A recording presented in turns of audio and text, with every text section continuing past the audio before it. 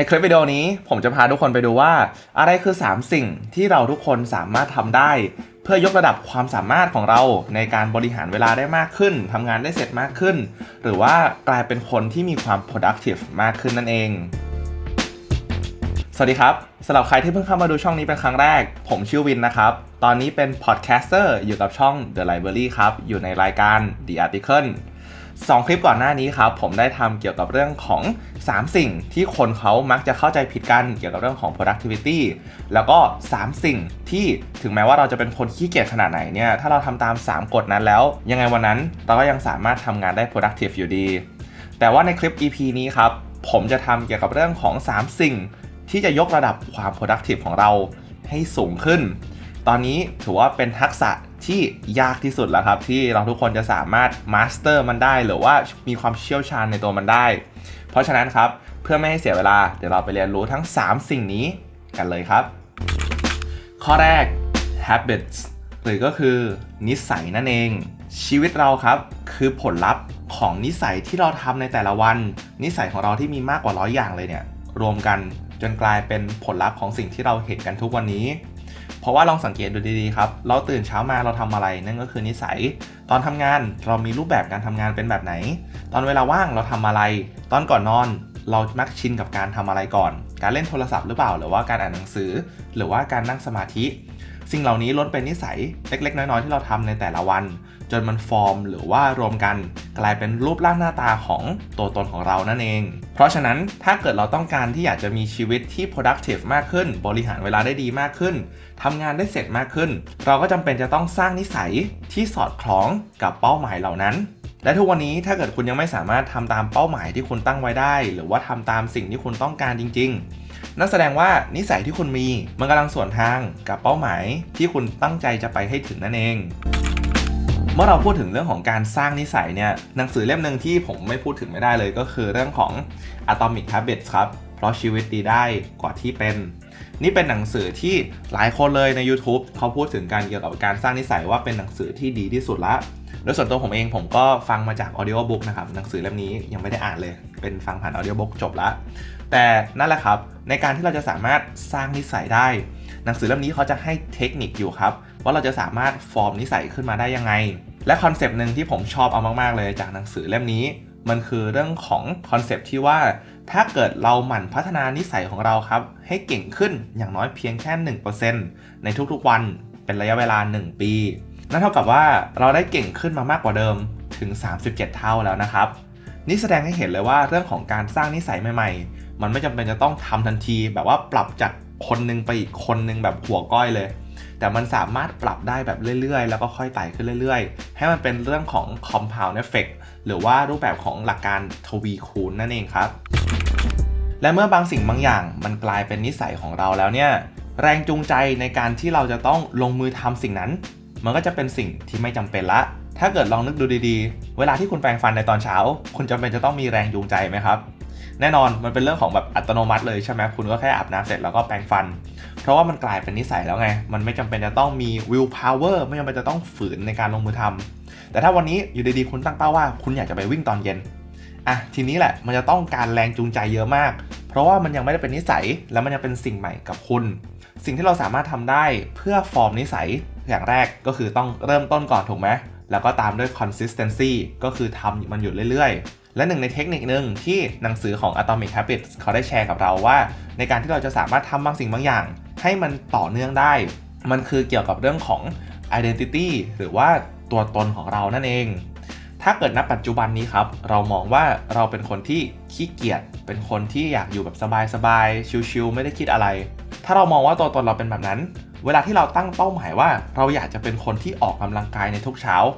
มันก็ดูเป็น2 สิ่งที่ขัดแย้งกันแล้วใช่ไหมครับเพราะว่าคนชิลๆเขาก็คงไม่คิดเรื่องของการออกกำลังกายในตอนเช้า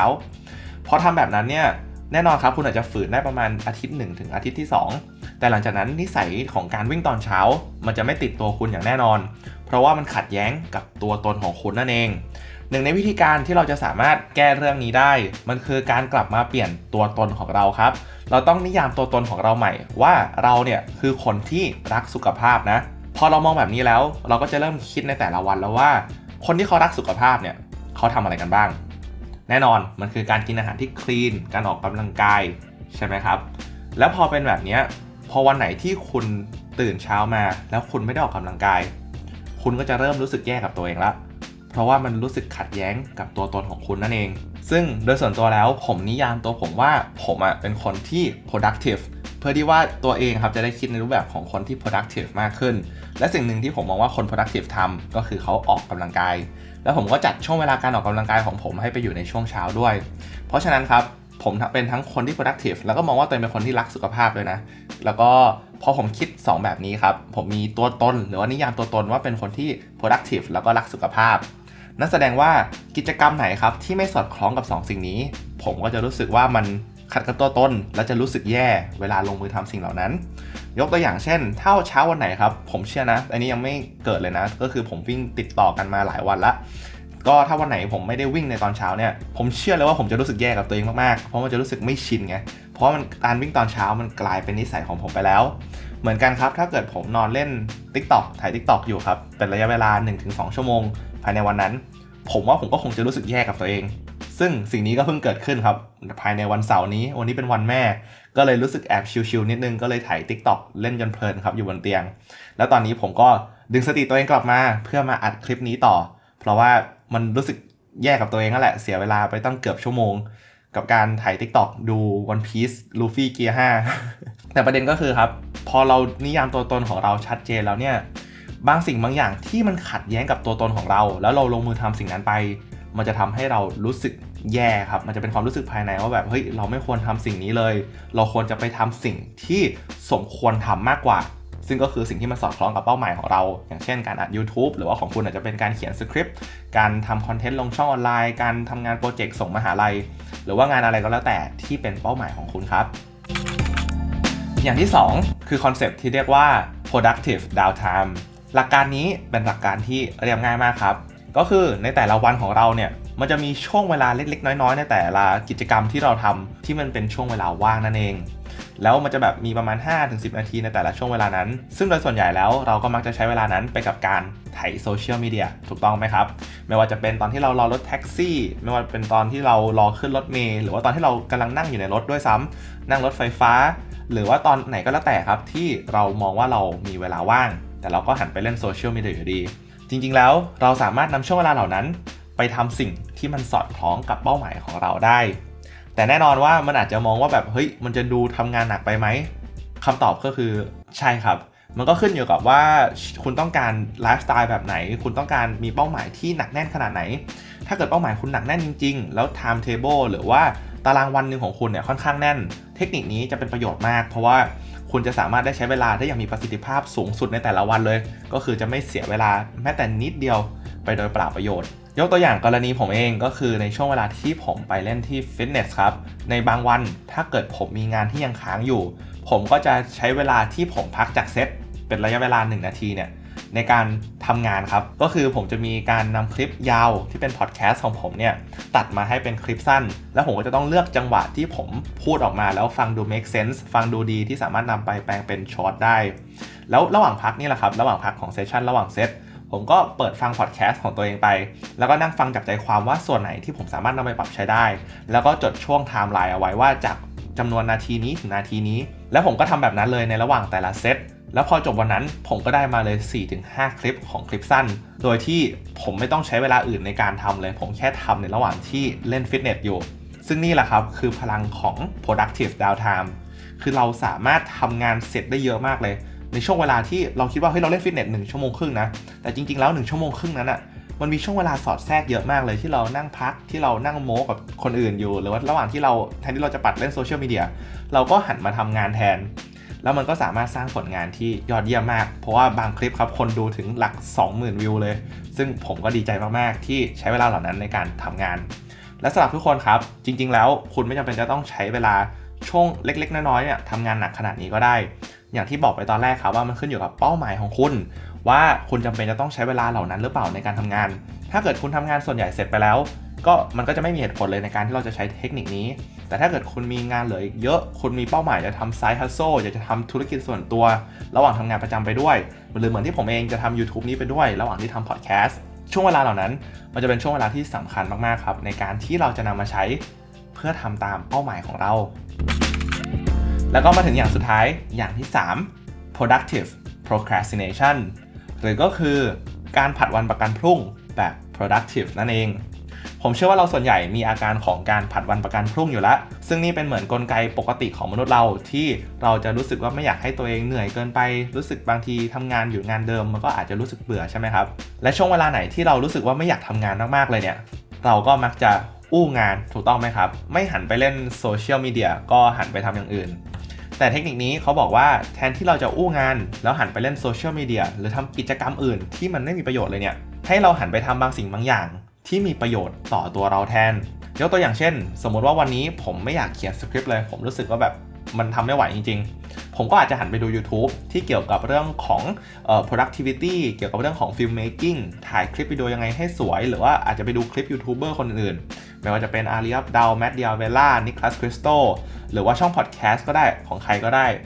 ซึ่งสิ่งเหล่านี้ครับมันคือสิ่งที่เป็นประโยชน์กับผมทั้งนั้นเพราะว่ามันเป็นเรื่องของความรู้คือผมสามารถเรียนรู้บางสิ่งบางอย่างจากพวกเขาได้อย่างแน่นอนจากการดูคลิปของพวกเขานั่นเองและอีกสิ่งหนึ่งที่ผมทำเพิ่มเติมหลังจากที่ผมใช้เวลาไปกับการดูคอนเทนต์ต่างๆแล้วเนี่ยผมยังทำสิ่งหนึ่งครับเรียกว่า resonance calendar ซึ่งจะเป็นหน้า Notion หนึ่งของผมที่ผมเนี่ยจะเอาไว้เก็บข้อมูลต่างๆที่ผมเคยเสพไม่ว่าเป็นคอนเทนต์ไหนก็แล้วแต่ที่ผมมองว่ามันเป็นประโยชน์เนี่ยผมก็จะโยนข้อมูลเหล่านั้นไปไว้ในหน้า Notion ของผมหน้านึงซึ่งผมก็จะแบ่งไปตาม category เลยว่าเป็น productivity หรือเปล่าหรือเกี่ยวกับbusiness หรือว่าเกี่ยวกับ mindset หรือว่าเกี่ยวกับหมวดหมู่อะไรก็แล้วแต่เนี่ยแล้วก็ไปเก็บไว้ในหน้านั้นข้อดีอย่างหนึ่งเลยก็คือวันไหนวันหนึ่งครับถ้าเกิดผมอยากจะย้อนกลับไปดูเรียกว่าคลังความรู้ของผมแล้วกันที่แน่นอนผมไม่สามารถจำทุกอย่างได้หรอกแต่ผมต้องสร้างเป็นคลังเอาไว้เพื่อที่ว่าวันหนึ่งอยากจะสร้างคอนเทนต์แบบไหนก็สามารถย้อนกลับไปดูได้ว่าเฮ้ยวันนี้เราอยากจะนำข้อมูลไหนมาปรับใช้หรือว่าอยากจะรื้อฟื้นข้อมูลแบบไหนผมก็จะมีคลังข้อมูลตรงนี้แหละที่ยังสามารถนำมาใช้ได้ซึ่งผมก็ใช้ช่วงเวลาที่ผมอู้งานนี่แหละในการทำสิ่งเหล่านี้ขึ้นมาแล้วจนถึงปัจจุบันนี้ครับมันก็เป็นสิ่งที่มีประโยชน์เป็นอย่างมากเพราะว่าผมสามารถย้อนกลับไปดูได้สามารถใช้เป็น reference ในการทำคอนเทนต์ต่างๆได้ด้วยและนั่นนะครับคือ3สิ่งที่เราสามารถทำได้เพื่อกลายเป็นคนที่ productive มากขึ้นเราจะมาทวนทั้ง3สิ่งนี้กันอีกรอบหนึ่งนะครับอย่างแรกมันคือเรื่องของนิสัยที่เราสามารถพัฒนาได้โดยไม่จำเป็นจะต้องพัฒนาแบบทีเดียวหน้ามือเป็นหลังมือแต่เราเพียงแค่ต้องพัฒนามันให้เก่งขึ้นเพียงแค่ 1% ในทุกๆวันอย่างที่2 productive downtime ก็คือในช่วงเวลาของเราในแต่ละวันเนี่ยมันจะมีช่วงเวลาที่ว่างๆอยู่ประมาณ5นาที10นาทีหรือว่า15นาทีเราต้องใช้ช่วงเวลาเหล่านั้นแหละครับในการทำงานหรือว่าทำตามสิ่งที่เราควรจะทำในช่วงเวลาเหล่านั้นและอย่างสุดท้ายอย่างที่3มันคือเรื่องของ productive procrastination หรือก็คือช่วงเวลาที่เรารู้สึกอยากจะอู้งานเนี่ยให้เราอู้ไปทำในสิ่งที่มันจะเป็นประโยชน์ต่อเราในตอนนี้หรือว่าตัวเราในอนาคตไม่ว่าจะเป็นการฟังพอดแคสต์การหาหนังสืออ่านเพิ่มหรือว่าการทำโปรเจกต์ใหม่ๆหรือว่าเป็นโปรเจกต์เสริมอาจจะเป็นธุรกิจเสริมของคุณก็ได้ทำสิ่งไหนก็ได้ครับที่จะเป็นประโยชน์ต่อคุณซึ่งสุดท้ายแล้วผลลัพธ์ที่ออกมามันจะทำให้คุณกลายเป็นคนที่ productive มากขึ้นนั่นเองสำหรับใครที่ดูมาถึงตรงนี้ผมก็ขอบคุณมากๆเลยนะครับถ้าเกิดมีคอมเมนต์ตรงไหนอยากให้ปรับเปลี่ยนหรือว่ารู้สึกว่าคอนเทนต์อยากจะไปในทางไหนเนี่ยก็สามารถคอมเมนต์แชร์กันได้นะครับแต่โดยใจจริงเนี่ยผมจะมาแชร์เรื่องราวสิ่งที่ผมได้เรียนรู้หรือว่าสิ่งที่ผมกำลังฝึกฝนเนี่ยมาให้ทุกคนได้ดูกันซึ่งคอนเทนต์ที่ผ่านมาครับเกี่ยวกับทั้งเอพิโซดก่อนหน้านี้ที่เกี่ยวกับเรื่องของ3สิ่งที่คนขี้เกียจสามารถทำได้เพื่อเป็นคนที่ productive หรือว่า equation ของ productivity เนี่ยหรือว่าคลิป EP นี้นี่เป็นข้อมูลที่ผมจะนำไปใช้บรรยายกับทางบริษัทซึ่งแน่นอนครับถ้าเกิดผมนำไปบรรยายเนี่ยความลึกของข้อมูลมันจะมีมากกว่าที่ผมนำมาแชร์ในช่อง YouTube มีมากแต่ผมก็มองว่านี่เป็นอีกช่องทางหนึ่งที่ผมจะสามารถมาฝึกฝนได้แล้วก็นำมาแชร์ความรู้กับทุกคนได้ซึ่งหวังว่าข้อมูลเหล่านี้ครับจะเป็นประโยชน์กับทุกคนได้มากก็น้อยก็สำหรับวันนี้ขอบคุณมากเลยนะครับแล้วเดี๋ยวอาทิตย์หน้าเราเจอกันใหม่ฮะสวัสดีครับ